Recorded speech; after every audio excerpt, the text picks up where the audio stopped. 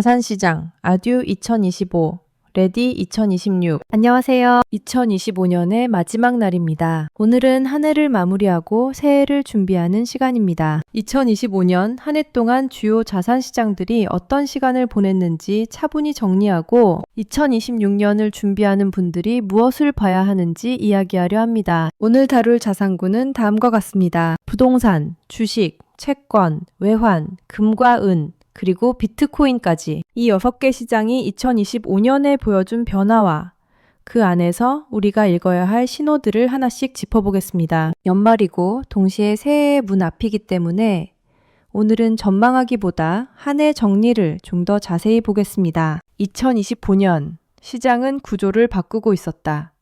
부익부, 빈익빈. 2025년 자산시장을 한 문장으로 요약하면 이렇습니다. 모두가 불확실성을 이야기했지만 정작 시장은 구조를 바꾸고 있었습니다. 가격은 흔들렸고 방향은 자주 바뀌었습니다. 하지만 그 안에서 자산의 성격과 역할은 분명히 달라졌습니다. 그래서 2026년을 준비하려면 어디가 오를까 보다 무엇이 이미 바뀌었는가를 먼저 봐야 합니다. 부동산 안전자산에서 선별자산으로 2025년 부동산 시장은 일부의 고가 부동산을 제외한다면 회복도 붕괴도 아닌 긴 조정 내지는 관망의 해였습니다. 금리는 더 이상 급등하지 않았습니다. 하지만 그렇다고 확실히 내려간 것도 아니었습니다. 한국은행이 10월과 11월 기준금리를 인하하며 3.0%까지 내려왔지만 시중금리 하락폭은 제한적이었습니다. 이 애매한 금리 구간이 부동산을 묶어두었습니다. 거래량은 살아나지 않았습니다. KB부동산 보고서에 따르면 2024년 대비 2025년 거래량은 소폭 증가했지만 과거 수준에는 한참 못 미쳤습니다. 가격은 지역별로 완전히 갈라졌습니다. 수도권 핵심지는 버텼습니다. 서울 강남권과 용산, 성동 같은 핵심 입지는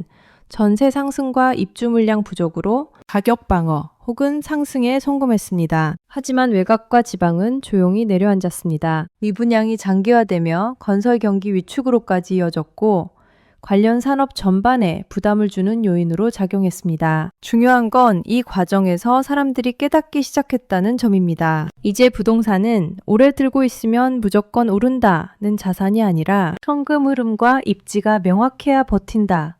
는 자산으로 바뀌고 있다는 사실입니다. 전세 시장도 구조적 변화를 겪었습니다. 전세 물량 감소 현상이 지속되면서 월세 전환 추세가 이어졌고 이는 주거비 부담 구조가 점진적으로 변화하고 있음을 보여주는 신호였습니다. 가계의 고정 지출 부담을 키우는 요인으로 작용한 것입니다. 2026년을 앞둔 지금 부동산에서 중요한 질문은 가격이 아닙니다. 이 집이 금리 1%만 더 올라가도 버틸 수 있는가?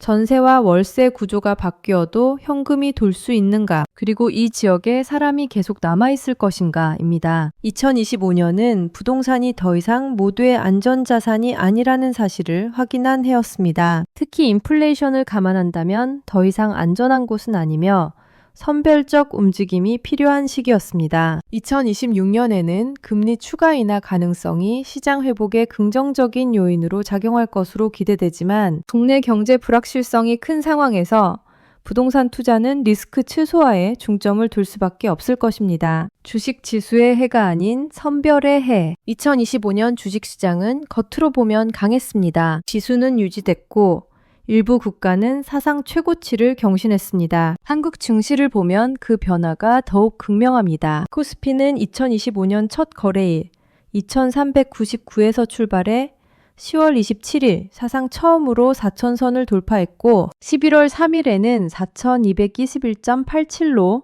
종가 기준 역대 최고치를 기록했습니다. 연말 마지막 거래일 기준으로 4214로 마감하며 연초 대비 75.6% 상승했습니다. 이는 G20과 OECD 회원국 중 1위, 2000년대 들어 가장 높은 연간 상승률이었습니다. 하지만 체감은 전혀 달랐습니다. 오르는 종목만 오르고 나머지는 움직이지 않았습니다. 그래서 상대적 박탈감을 느끼신 분들도 많았을 거라 생각합니다. 상승을 주도한 핵심은 반도체였습니다. AI 데이터 처리 수요가 본격적으로 늘어나며 새로운 성장 단계에 접어들었습니다. 특히 고대역폭 메모리 HBM 수요 확대가 흐름을 바꿨습니다. 삼성전자와 SK하이닉스는 연초 대비 각각 110%와 230% 이상 상승했고 한국거래소 반도체 지수는 2,950선에서 6,000선까지 뛰었습니다. 두 회사의 합산 시가총액이 1,100조 원을 넘긴 점은 2025년 반도체 랠리를 상징합니다. 여기에 AI, 방산, 에너지, 원자력 같은 키워드가 시장을 끌고 갔습니다. 효성중공업은 전력기기 수요 확대 기대로 347% 상승했고 두산에너빌리티는 정책과 수주 모멘텀이 결합되며 300% 넘게 올랐습니다. 하나오션 같은 조선 관련 종목들도 수주 잔고와 성과 상승이 주가로 전이되는 전형적인 실적 장세를 보였습니다. 로봇 관련주도 하반기 들어 분위기가 달라졌습니다. 하반기까지만 해도 테마주로 여겨졌지만 정책 지원 기대와 제조업, 자동화 수요, AI 기술이 맞물리며 관심이 커졌습니다. 레인보우 로보틱스는 연초 대비 129% 상승했고 로보티즈는 무려 1135% 급등했습니다. 반면 그 외의 종목들은 조용히 뒤처졌습니다. 이건 단순한 테마 장세가 아니라 구조 변화였습니다. 2025년은 지수의 해가 아니라 선별의 해였습니다. 자본은 더 이상 골고루 움직이지 않았습니다. 성장의 방향이 명확한 곳, 정책과 산업 구조가 받쳐주는 곳으로만 흘러갔습니다. ETF 시장에서도 이 흐름이 그대로 반영됐습니다. 국내 ETF 순자산 총액은 12월 현재 기준 295조 원대로 늘어나며 300조 원 시대를 앞두고 있습니다. 수익률 상위권에는 방위산업, 원자력, 전력 인프라, 반도체, 재생에너지 등 AI 산업 변화와 국제정세 영향을 받은 테마형 상품이 다수 포함됐습니다. 그래서 많은 분들이 이런 말을 하셨을 겁니다. 지수는 괜찮은데 내 계좌는 왜 이러지? 그 질문 자체가 이미 시장이 바뀌었다는 증거입니다. 2026년을 준비하는 주식 투자자라면 종목을 고르기 전에 먼저 버려야 할 생각이 있습니다. 시장이 좋아지면 다 오른다는 생각, 대형주면 안전하다는 생각, 그리고 과거에 잘 갔던 섹터가 다시 갈 거라는 기대입니다. 2026년의 주식시장은 성장률이 아니라 역할을 묻는 시장이 될 가능성이 큽니다. 이 기업이 앞으로의 산업 구조에서 꼭 필요한가? 아니면 과거의 구조에 머물러 있는가가 갈라놓을 겁니다. 증권가는 2026년 코스피를 4,000선에서 5,500선으로 전망하고 있으며 AI 수요가 지속될 경우 추가 상승 여지가 있다고 봅니다. 채권, 조용한 주인공의 귀환. 채권 시장은 2025년에 조용한 주인공이었습니다. 화려하지 않았지만 가장 정직한 신호를 보냈습니다. 금리가 더 오르지 않을 것이라는 기대, 하지만 빠르게 내려가지도 않을 것이라는 경고가 동시에 담겨 있었습니다. 채권 금리는 시장이 보는 미래의 속도입니다. 2025년 채권 시장이 말한 건 이거였습니다. 급락도 급등도 없다. 대신 시간이 오래 걸릴 것이다. 한국의 국고채 10년물 금리는 2025년 연초 3.0% 중반대에서 출발해 금리 인하 기대와 경제 둔화 우려가 교차하며 등락을 반복했습니다. 고금리 기조가 가계와 기업 모두에게 부담으로 작용하며 특히 주택담보대출과 자영업자 대출을 중심으로 금융 비용 부담이 누적되었습니다. 이 메시지는 2026년에도 유효합니다. 채권은 이제 단기 트레이딩 자산이 아니라 포트폴리오의 중심축으로 다시 돌아오고 있습니다. 위험을 줄이기 위한 장치이자 현금을 대기시키는 장소로서의 역할입니다. 2025년에 채권을 무시했던 투자자와 이해하기 시작한 투자자의 차이는 2026년에 더 벌어질 가능성이 큽니다. 금리 인하 국면이 본격화되면 채권의 가치는 더욱 부각될 것입니다. 외환 예측이 아니라 대응의 영역. 2025년 환율은 한 방향으로 가지 않았습니다. 달러는 강했다가 약해졌고 다시 강해졌습니다. 원달러 환율은 2025년 내내 높은 변동성을 보이며 경제 전반에 영향을 미쳤습니다. 무역 갈등 재점화 가능성, 지정학적 리스크, 그리고 각국의 통화정책 차이가 복합적으로 작용했습니다. 이 변동성의 핵심은 하나였습니다. 미국 경제가 나쁘지 않았고 그렇다고 확실히 둔화된 것도 아니었다는 점입니다. 여기에 각국의 금리 정책, 지정학적 리스크, 무역 갈등이 겹치면서 환율은 예측이 아니라 대응의 영역이 되었습니다. 트럼프 행정부의 관세 정책, 러시아 우크라이나 전쟁의 향방, 중동 정세 등이 환율 변동의 주요 변수로 작용했습니다. 증권가는 2026년 원달러 환율이 연평균과 연말 기준 모두 1,400원 안팎에서 움직일 것으로 전망하고 있습니다. 2026년을 준비하는 관점에서 외환은 투자 대상이기보다 리스크 관리 대상입니다. 환율을 맞추려 하기보다 환율이 흔들릴 때 내 자산이 얼마나 흔들리는지를 점검해야 합니다. 2025년은 환율이 자산시장 전체에 얼마나 큰 영향을 주는지 모두가 체감한 해였습니다. 고환율은 수출 기업에는 호재였지만 수입 물가 상승으로 인한 인플레이션 압력과 가계 부담 증가라는 양면성을 보였습니다. 또한 2025년 환율의 또 하나의 특징은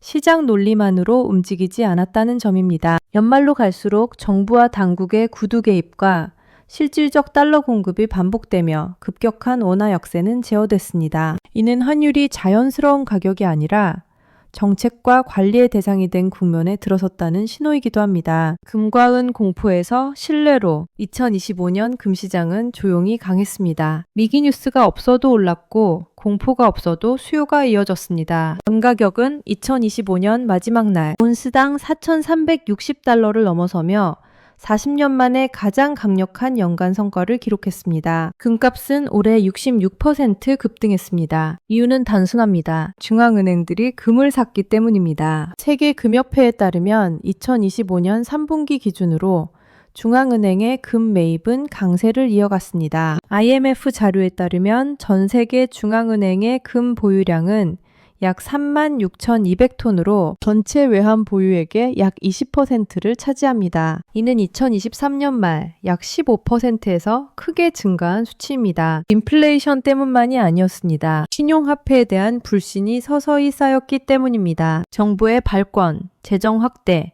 통화 가치 하락에 대한 불안이 눈에 띄게 커지지 않아도 금 매입은 멈추지 않았습니다. 4월 말 트럼프 대통령의 세계적 관세 도입 이후 금값은 급등세를 보였습니다. 이러한 흐름은 지속적인 지정학적 긴장, 미국의 금리 인하, 강력한 중앙은행의 금 매입, 그리고 금 보증 ETF 보유액의 증가로 더 지지받았습니다. 투자자 수요도 확대되었습니다. 2025년 3분기 기준으로 투자자와 중앙은행의 금 수요는 약 980톤으로 이전 4분기 평균 대비 50% 이상 증가했습니다. JP모건은 2026년 4분기 평균 금 가격을 온스당 5,055달러로 전망했으며 2027년 말에는 5,400달러 수준까지 상승할 가능성을 제시했습니다. 이 흐름은 매우 중요합니다. 금은 더 이상 개인의 공포 자산이 아니라 시스템의 보험 자산으로 돌아왔습니다. 은 역시 산업 수요와 함께 재평가되기 시작했습니다. 로버트 키요사키는 은 가격이 2026년에 온스당 200달러까지 급등할 수 있다는 전망을 내놓기도 했습니다. 은은 금보다 가격 변동성이 크지만 산업적 수요가 높아 AI 관련 전력 인프라 확대와 함께 주목받고 있습니다. 2026년을 앞두고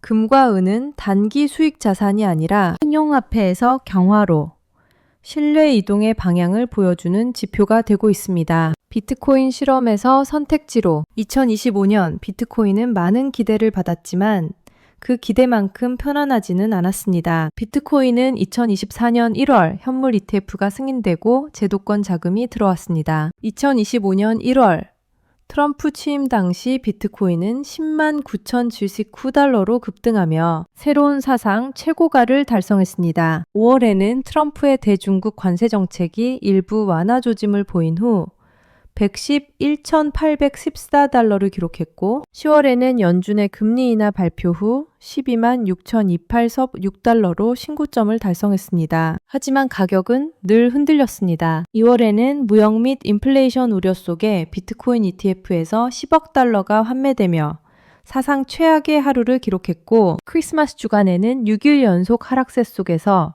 추가로 11억 달러가 유출되었습니다. 미국 현물 비트코인 ETF의 총 운용 자산은 12월 말 기준 약 1,165억 달러에 달했습니다. 2024년 1월 출시 이후 누적 순유입액은 12월 27일 기준 569억 달러를 기록했습니다. 블랙록의 iShares 비트코인 트러스트는 2025년 동안 251억 달러가 유입되어 미국 ETF 중 유입액 기준 6위를 차지했습니다. 이 시기를 지나며 비트코인은 한 가지 질문 앞에 서게 됐습니다. 디지털 금인가? 아니면 여전히 위험자산인가? 라는 질문입니다. 2025년의 답은 솔직히 중간이었습니다. 완전한 디지털 금도 아니었고 그렇다고 단순한 투기 자산도 아니었습니다. 다만 분명해진 건 있습니다. 인플레이션, 화폐 가치 하락, 정부 발권에 대한 반발 같은 신용화폐 불신이 커질수록 비트코인은 선택지로서 사라지지 않는다는 점입니다. 점차 기관들의 채택이 늘어가고 포트폴리오 다변화의 한 가지 옵션으로 자리 잡아가는 한 해였습니다. 전문가들의 2026년 전망은 다양합니다. 스탠다드 차타드는